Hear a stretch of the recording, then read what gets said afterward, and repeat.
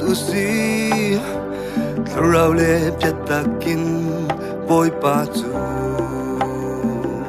Tam ta usi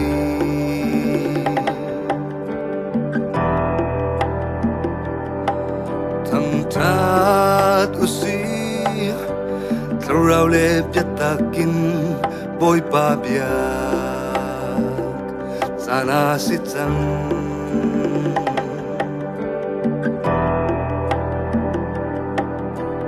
Tat usi Rau le piatakin boy pa biak San kan pansang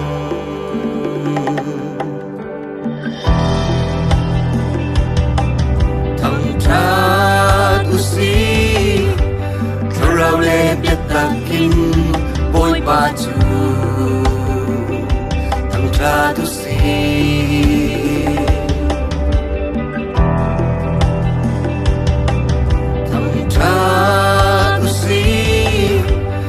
Rau le piatakin boy pa biak Sana sitang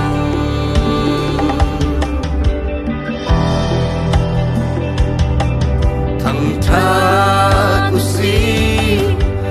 Rau le piatakin boy pa biak San kan pansang Upatami Pacian asinang su Sermi cinani alang ter Tam chatami Pacian asinang su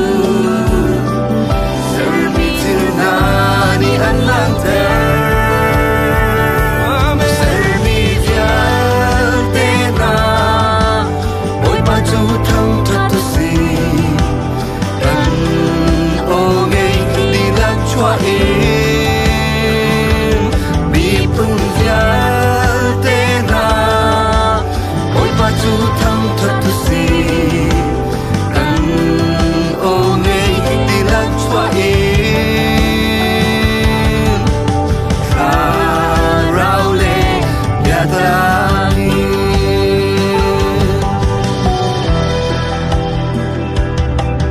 Upat usi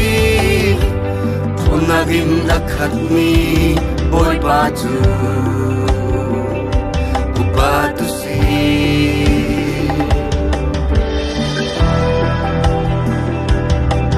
Upat usi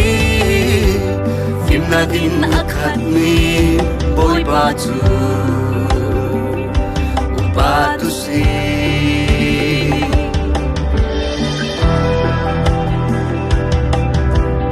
Tat usi Rau le piatakin boy patu Tat usi Upat lami Pacian asinang su Sermi cinani alang ter Tam chatami Pacian asinang su Sermi cinani alang ter Sermi vial tena Boy baju thang